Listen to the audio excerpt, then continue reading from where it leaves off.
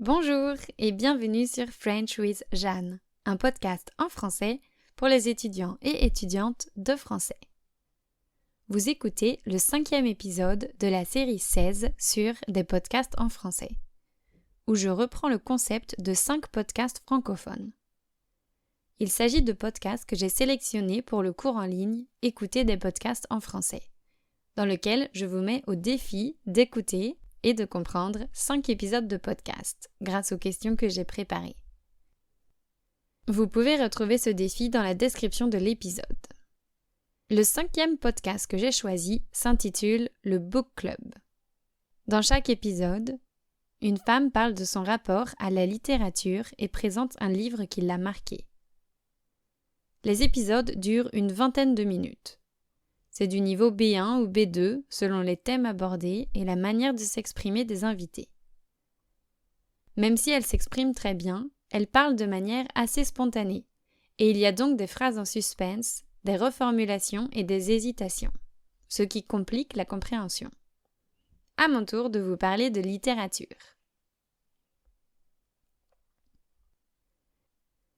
Je vais commencer par vous parler de mon rapport à la littérature.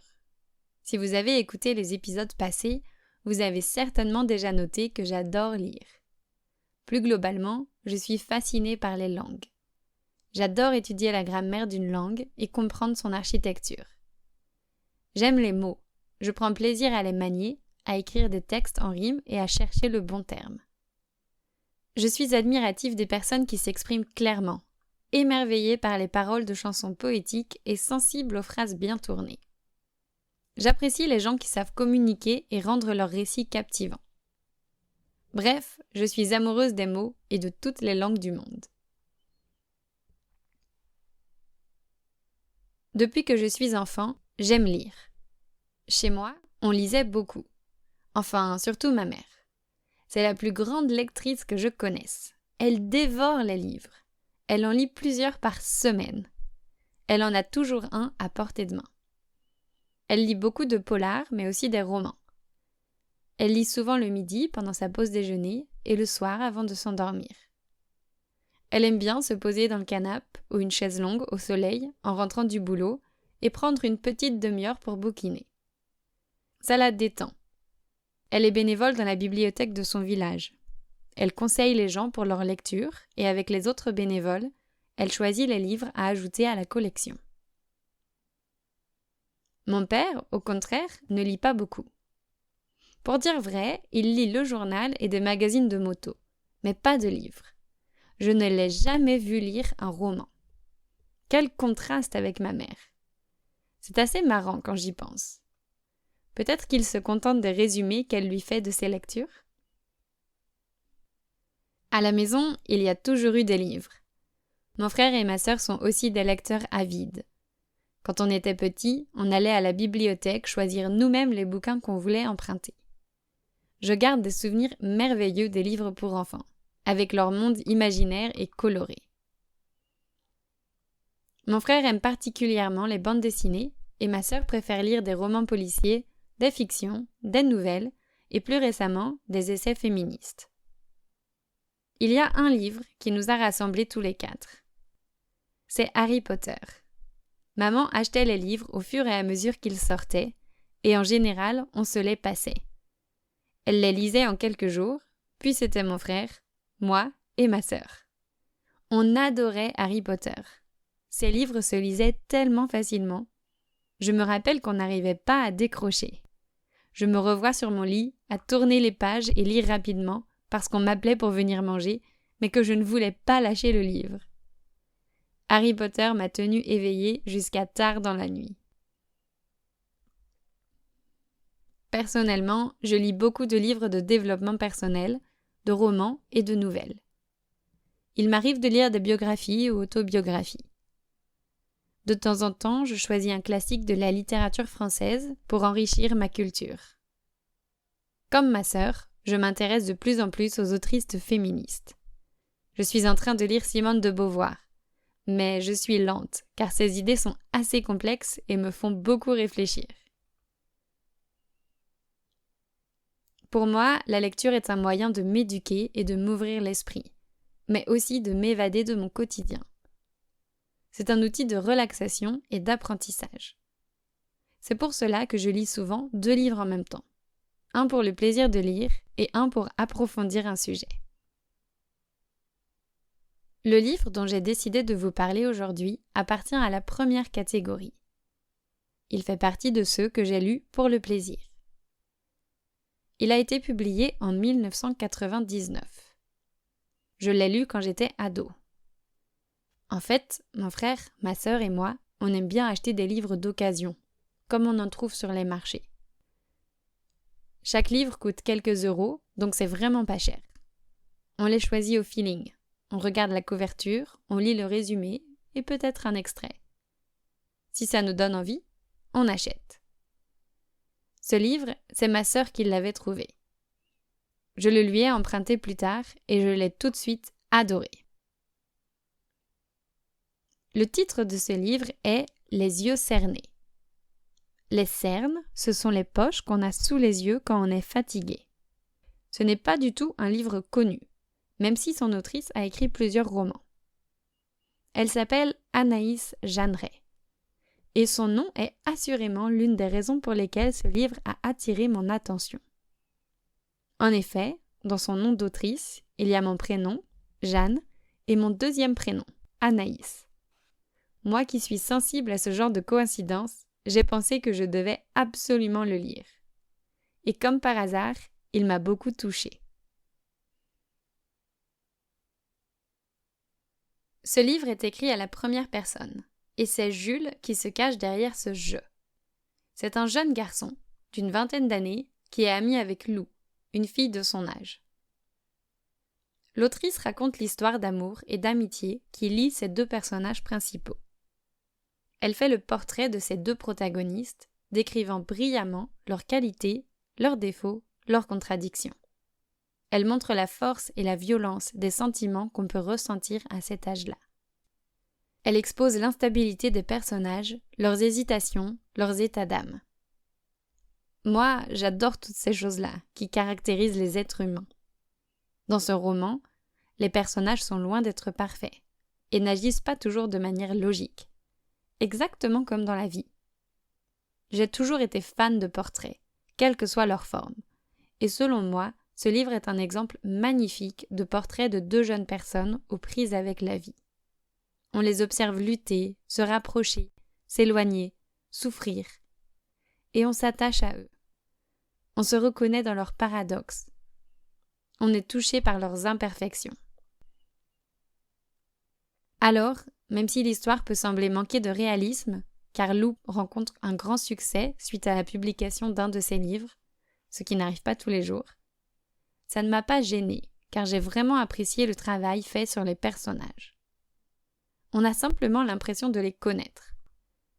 On devient amis, et à l'approche de la fin, on n'a pas envie de les laisser dans la fiction. J'ai lu ce livre plusieurs fois, et à chaque fois, j'étais triste d'arriver au bout. Pourtant, ce n'est pas vraiment une histoire joyeuse. L'atmosphère est romantique, mélancolique, un peu lourde. Lou est une jeune femme instable émotionnellement, et Jules tente de la soutenir, mais il s'épuise. J'ai de l'empathie pour chacun d'eux. Pour elle qui n'arrive pas à être heureuse, qui cherche sa place, et pour lui qui se trouve impuissant face à son désespoir, et qui a du mal à s'en éloigner, bien qu'il sente que leur proximité lui fait du mal. Bref, c'est une histoire tantôt magnifique, tantôt destructrice, comme on en observe parfois dans la vraie vie. J'aime beaucoup le style d'écriture de l'autrice. C'est poétique, doux. On voit que les mots ont été choisis avec soin. Les phrases sont complexes, sans toutefois être difficiles à comprendre. Je trouve le texte légèrement chaotique, mais je ne pense pas que ce soit un hasard, car ça va très bien avec la dynamique du couple au cœur de l'histoire. Et perso, j'aime bien les textes surprenants. Maintenant, j'aimerais vous lire quelques extraits de ce livre. Je vais commencer par un passage où le narrateur, Jules, fait le portrait de son amie, Lou. Je commence. D'elle, je sais son indépendance, ses contradictions. Je sais caché sous son apparente désinvolture, son besoin de conquérir le monde. Je sais qu'elle aime dormir, faire l'amour, l'intelligence, les hommes qui ne lui ressemblent pas. Elle déteste les souvenirs, les voyages, les sans-opinion, les faux bijoux, la famille, les jolis garçons, et elle. Je sais que le désespoir est le fondement même de sa gaieté, que son humour répond aux moments les plus sombres. Tout ce que je sais d'autre, c'est qu'elle m'a échappé. C'est joli, n'est-ce pas? J'aime particulièrement les énumérations pour présenter ce qu'elle aime et ce qu'elle n'aime pas, où l'autrice mélange les catégories en citant des choses abstraites, comme l'intelligence, des choses concrètes, comme les faux bijoux, des activités, comme dormir, et des personnes, comme les jolis garçons. Et bien sûr, cette dernière phrase, un peu dramatique, me plaît. Tout ce que je sais d'autre, c'est qu'elle m'a échappé. Jules reconnaît que même s'il connaît très bien son amie, il ne la connaît pas totalement. Il y a certaines parties d'elle auxquelles il n'a pas accès, et il ne peut qu'en faire le constat.